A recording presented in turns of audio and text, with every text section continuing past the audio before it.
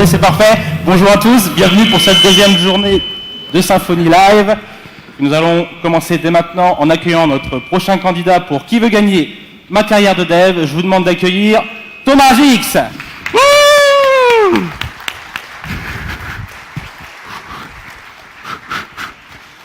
Voilà. Thomas, bienvenue. Thomas, bienvenue. Hey. Quelle surprise! Oui, quelle surprise. Ah ouais, je m'attendais pas à vous ça. installez? Ok, allons-y. Je vais vous présenter et puis on va passer tout de suite à ce super jeu qui va vous permettre de gagner votre carrière de développeur. Thomas, vous nous venez de Paris et vous êtes développeur. Ouais, tout à fait. Alors, je suis un développeur depuis toujours, à vrai dire. Vous êtes actuellement en poste et vous stagnez un peu, alors vous cherchez à booster votre carrière. Alors vous êtes venu ici ce matin à Qui veut gagner ma carrière de dev pour vous donner un petit coup de pouce. Eh oui, tout à fait. Tiens, à vrai dire, c'est quand on m'a proposé un poste de chef de projet que je me suis dit qu'il fallait faire quelque chose. Bien sûr. Et... Je vous comprends, Thomas. Et vous êtes ici au bon endroit. Voici justement la pyramide des postes, avec le premier palier à Junior Dev pour accéder au deuxième palier de Tech Lead. Et vous grimpez de question en question pour successivement arriver au poste de Symfony Core Team Member. Ah, ça serait mon rêve, hein, parce que... mais bon, si déjà je peux avoir un poste de développeur senior, un peu challengeant, bon, bah, ce serait déjà pas mal. Hein. Et on espère que votre rêve va devenir réalité, Thomas.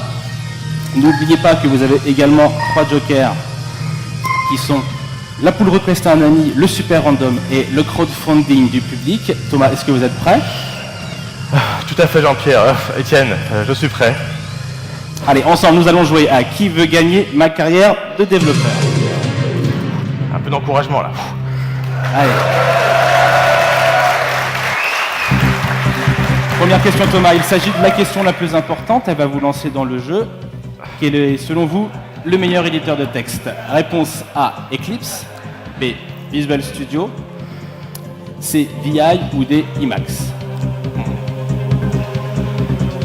Ah, vous savez, Étienne, le choix de l'IDE, c'est de l'éditeur de texte, c'est vraiment très personnel. Hein.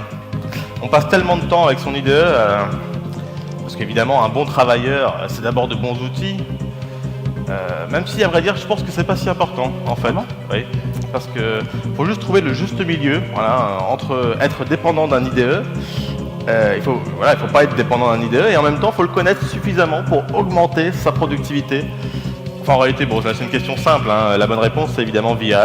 VI. Ouais. Et bien sûr, c'est la bonne réponse, Thomas. Vous êtes désormais stagiaire, et ça, c'est acquis. Ah, je suis stagiaire, c'est payé, c'est bien payé. Par contre, non, c'est pas payé stagiaire, hein, Ah. mais ça figurera sur une ligne de votre CV, et c'est déjà pas mal. Question numéro 2 pour un poste de développeur junior, Thomas. Le Git workflow, c'est selon vous, réponse A, work, commit, push. Réponse B, fork, pull, commit, pull, rebase, push. Réponse C, pull, merge, commit, pull, over. Réponse D, pull, commit, fuck it, FTP. Ah, c'est un peu piège comme question, ça, Étienne. Hein. Git, c'est la base, Thomas.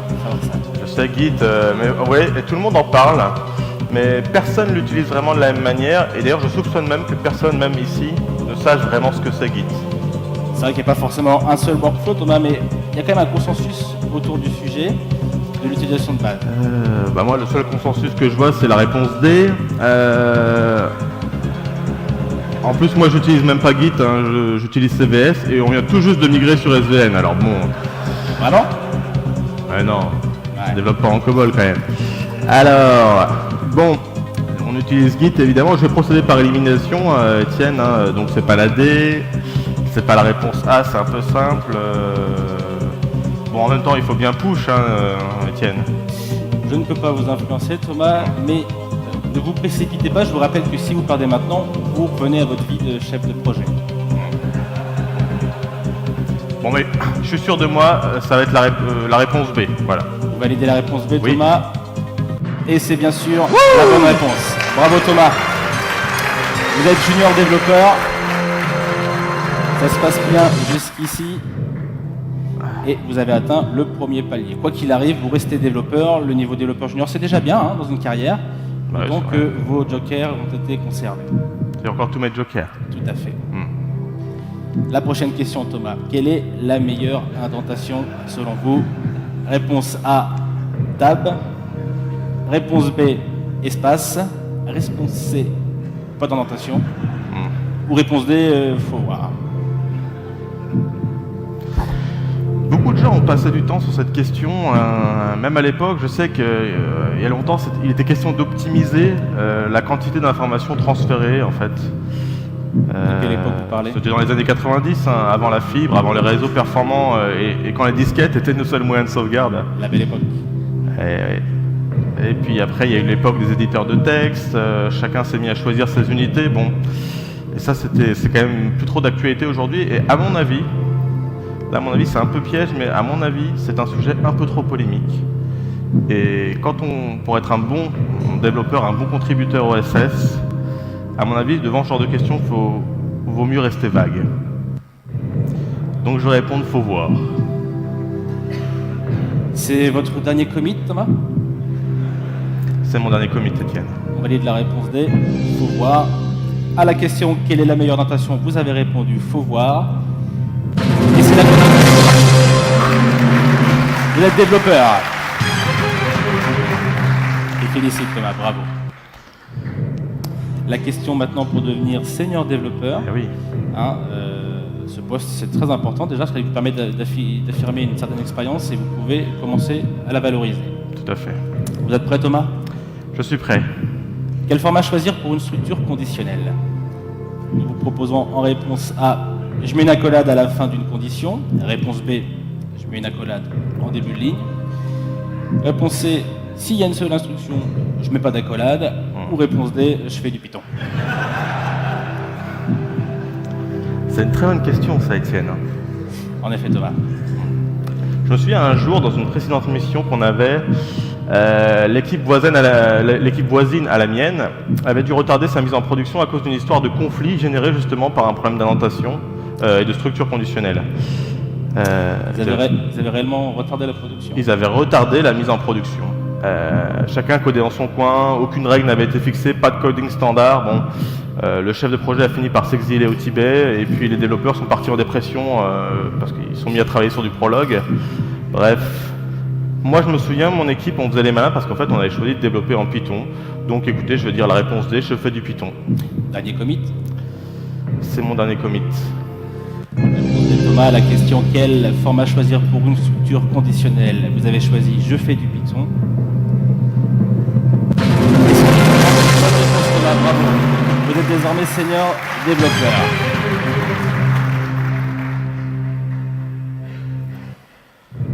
Nous arrivons maintenant à la question qui va vous permettre d'atteindre le second palier, Thomas. Eh oui. Donc, vous êtes maintenant à une étape clé de votre future carrière parce que si vous répondez juste, soit vous retombez développeur senior. Je vous Junior. rappelle, junior, excusez-moi. Je vous rappelle aussi que vous pouvez vous arrêter à tout moment et repartir développeur senior, ce qui est déjà bien. Et un grand nombre de développeurs n'ont jamais eu cette chance. Là, si je pars, je suis développeur senior, à vie. C'est ça. Mais moi, je pense qu'on peut vite quand même terminer dans la case chef de projet. Alors, je vais continuer, Étienne. Et en plus, j'ai même pas utilisé mes jokers. Bon, c'est vrai, Thomas, et c'est tout à votre honneur. Donc, allons-y pour cette nouvelle question. Combien de temps dure un projet de 6 mois? 6 mois. Réponse B, 12 mois. Réponse C, 28 mois. Ou réponse D, ça ne termine jamais.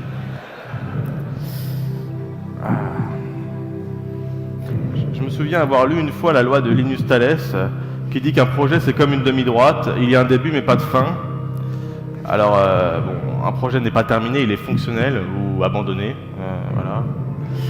Et pour moi, vous savez, il n'y a pas de secret, il faut découper en petites tâches. Hein. J'ai même entendu parler d'une nouvelle mouvance, le no estimate.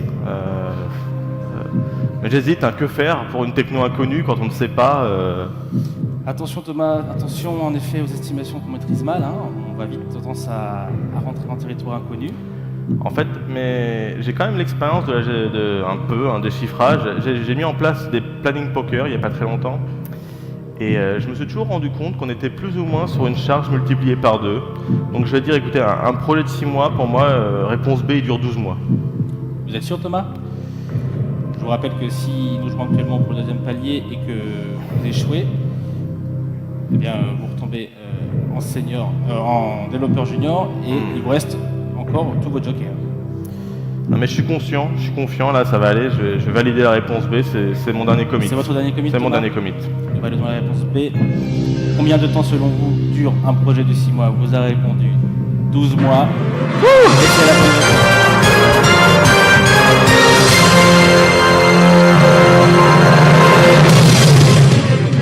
Vous êtes tech lead, Thomas.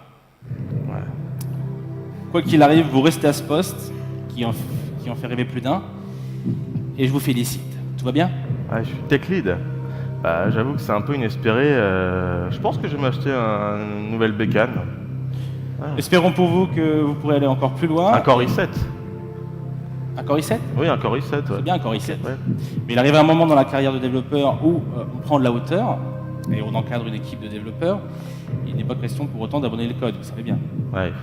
Mais vous devenez plus important. Allez, nous jouons maintenant pour devenir team lead. Prochaine question, Thomas.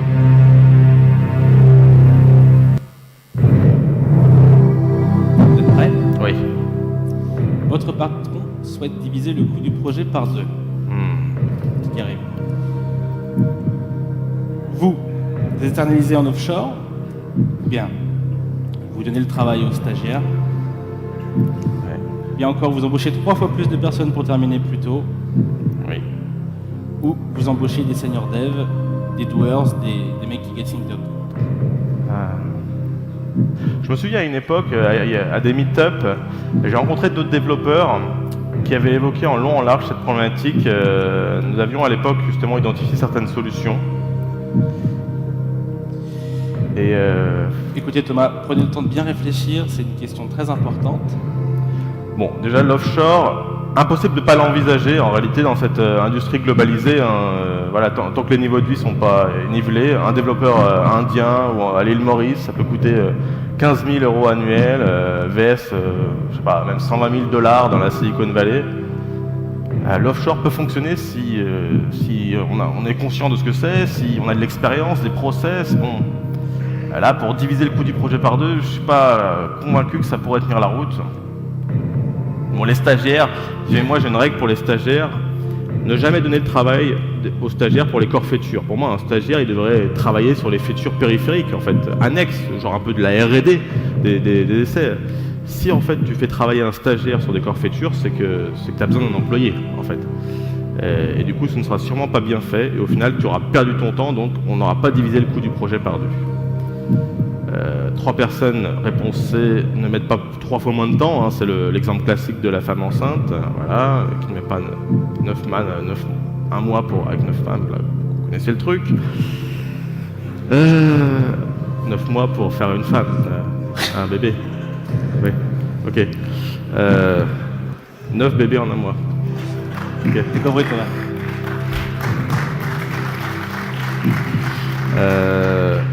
Et un senior développeur, justement d'ailleurs à ce sujet-là, eh bien, on a constaté, enfin moi je constatais, mais aussi je suis pas le seul, hein, qu'un A-player, un A-player comme on dit, peut être 50% plus cher, mais il va pas être 50% plus efficace, il peut être 300% plus efficace, il peut être bien plus efficace. C'est même pas moi qui le dis, hein, même Bill Gates ou Zuckerberg, ils ont déjà dit qu'un bon développeur, ça peut être des dizaines de fois plus efficace qu'un mauvais développeur ou qu'un développeur moyen, parce qu'il y aura aussi des effets de bord dans l'entreprise. Donc c'est paradoxal, c'est vrai, d'embaucher des seniors et des gens expérimentés pour diviser le coût du projet par 2, mais en fait, moi c'est mon pari, et je pense que je vais choisir la réponse D, Étienne. Donc pour diviser le coût du projet par 2, on va embaucher des gens qui get things done. Eh bien Thomas, je pense que vous avez pris le temps de bien réfléchir. J'imagine que c'est votre dernier commit. C'est mon dernier commit, Étienne. Validons la réponse D ensemble.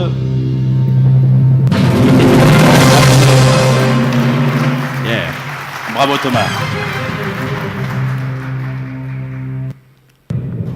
Passons maintenant au niveau supérieur, Thomas. Eh oui. Vous allez prendre part aux décisions structurantes dans l'architecture des applications. Nous allons maintenant jouer pour un poste d'architecte. Vous êtes arrivé ici sans joker, c'est un exploit, je vous en félicite. Merci. Passons à la question pour devenir architecte.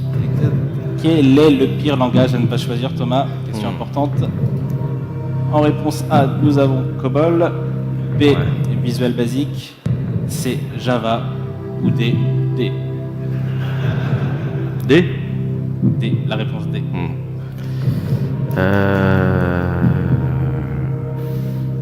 En effet, certains diraient qu'il n'y a pas de mauvais langage, mais pour moi, il n'y a que des langages mal maîtrisés. Mais j'avoue que les choix que vous proposez ici, Étienne, ne sont pas simples. Si on est expert en PHP, on va peut-être éviter d'apprendre le Ruby ou j'en sais rien, le Node, voilà. Mais là, ici, ces langages-là, bon, on va faire par élimination encore le COBOL, je sais pas, le VB. Enfin, le COBOL, c'est très vieux quand même. Mais en même temps, je pense qu'il y a encore moyen de faire carrière dans le COBOL. Il y a du code legacy, Java, c'est un peu le même combat, c'est très verbeux, on ne sait pas sur quoi on part, on perd du temps. D, je sais même pas ce que c'est. Écoutez Thomas, je ne peux pas vous aider comme vous le savez, mais je vous rappelle qu'il vous reste encore vos 3 jokers. Eh oui. Justement, j'hésitais entre VB et D, car je connais pas ce langage. Écoutez, je vais utiliser le super random. J'allais vous le proposer Thomas, je vais demander à l'ordinateur de supprimer de mauvaises réponses. J'espère que ça vous aide. J'avoue que je m'attendais pas à ça.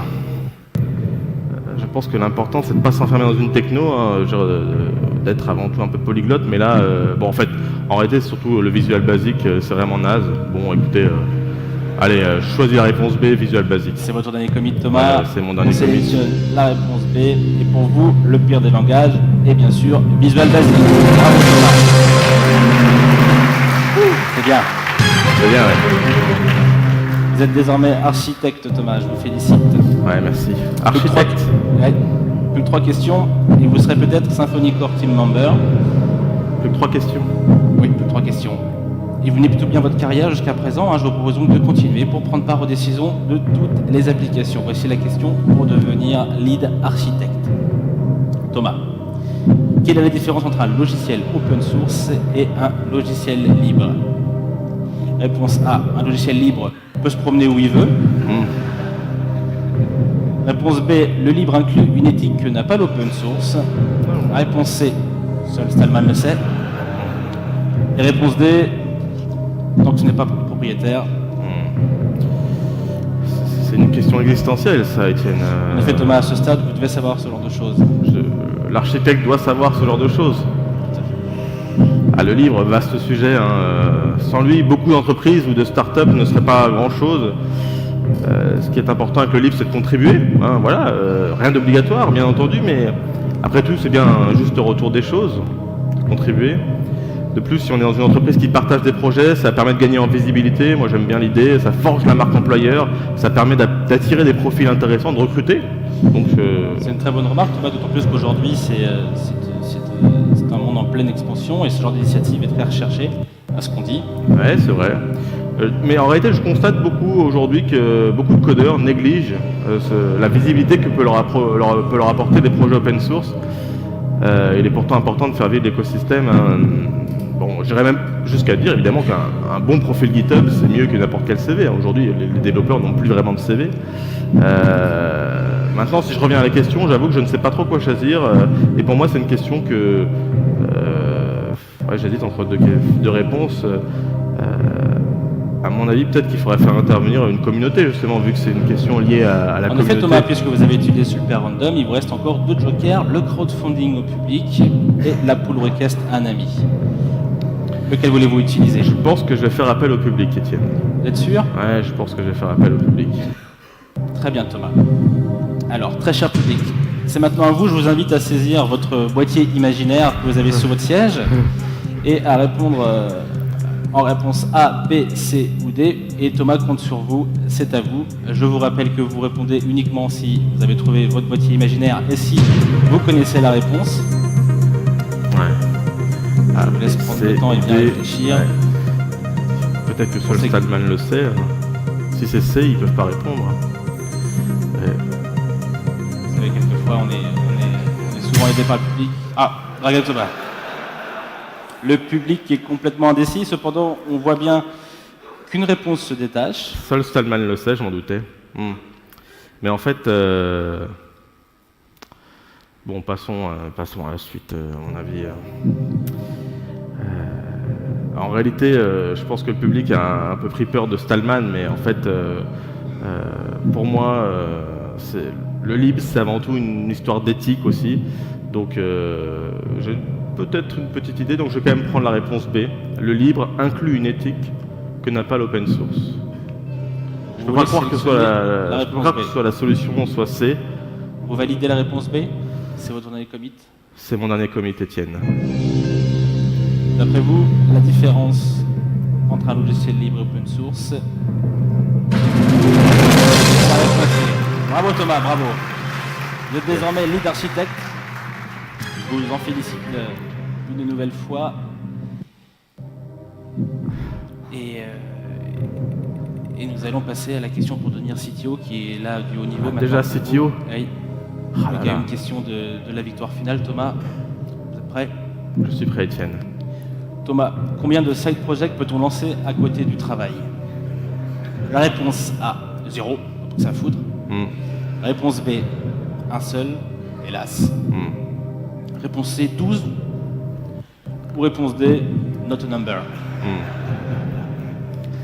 Ouh là là, encore une question bien difficile. Les side projects, tout le monde en fait, j'en ai toujours. C'est important.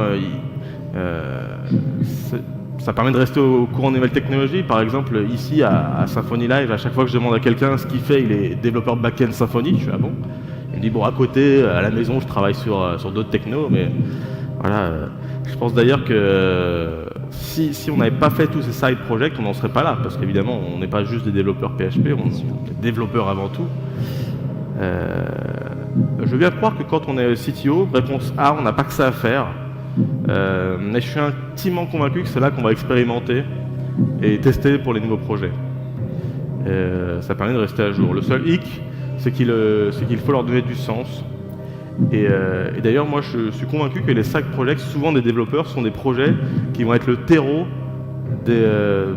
d'entreprise, en fait, d'entrepreneuriat, parce que évidemment, la meilleure ligne sur un CV, c'est pas de bosser chez Google, Amazon ou Microsoft, c'est d'avoir monté une boîte.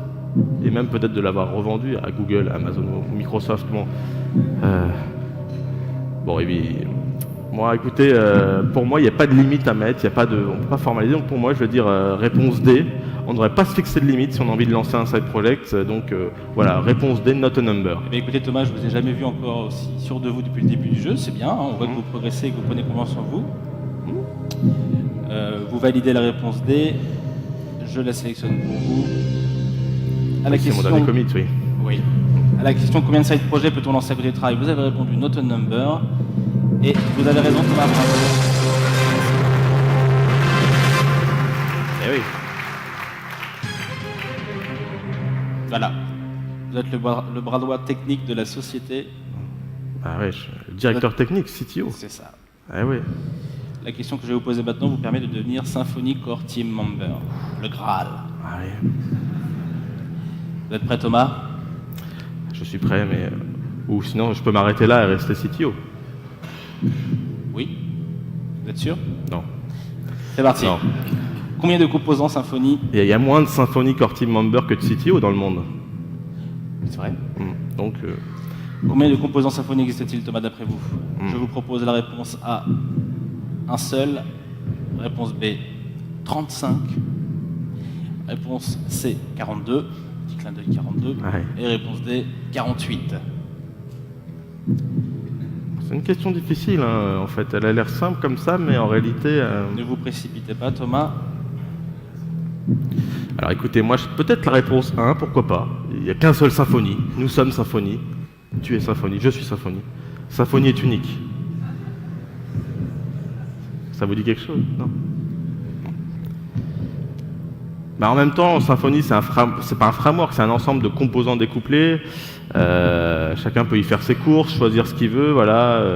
Donc, et si j'essaie de me souvenir, dans la 3.3, on avait des nombres, je sais plus, la frite elle n'était pas close, on avait des composants en attente de merge. Dans la 2.7, il y avait des composants peut-être 31, des bridges, 7, les bundles, 43, 35 pourraient coller. 35 pourraient coller, si on compte que des composants, mais aucune des propositions ne correspond en fait. Hein. Et d'ailleurs, vous voulez dire composants, bridge, bundle Ce niveau-là, Thomas, je ne peux pas vous aider plus. Écoutez, je vous rappelle qu'il vous reste votre dernier joker, hein, il faut l'utiliser, ça serait bête de partir. Ah oui, c'est vrai, il reste un joker. Voilà, le pull request, c'est un ami. Bah, écoutez, je pense que je vais l'utiliser. Et je pense que je vais appeler Fabien Potentier. Un mec qui connaît, je crois qu'il fait un peu de PHP. Peut-être qu'il connaît. Très bien, Thomas. Je vais demander à la régie de composer le numéro de téléphone de Fabien. Je pense qu'il n'est pas loin. Il n'est pas là? Il n'est pas loin. Allô?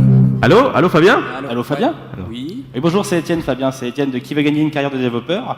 J'ai à mes côtés Thomas, le candidat que vous connaissez bien, et qui s'en sort très bien, Thomas. Thomas a besoin de vous maintenant. Super.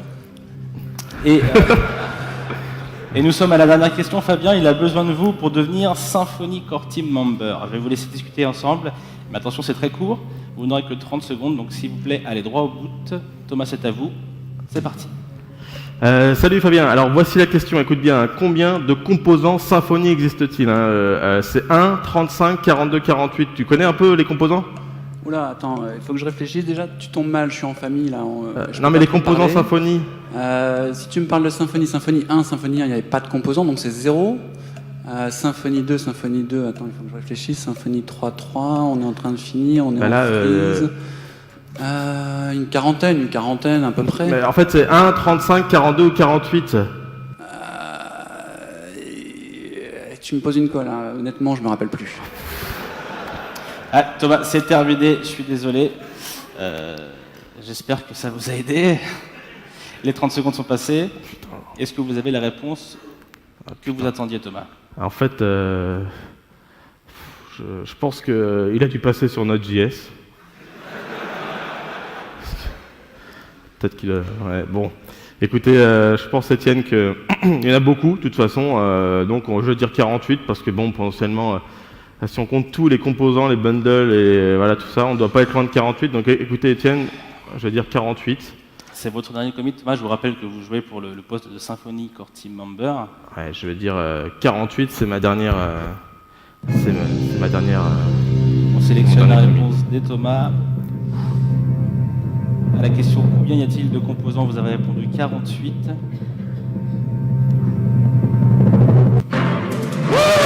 bravo. Je vous félicite pour votre nouveau poste. Yeah! J'imagine que vous aurez quelques explications avec Fabien. Super, merci beaucoup. Je vous demande de l'applaudir encore une fois. Bravo Merci à Thomas. à tous. Allez, bonne conférence, à bientôt. Bonne conférence. Salut.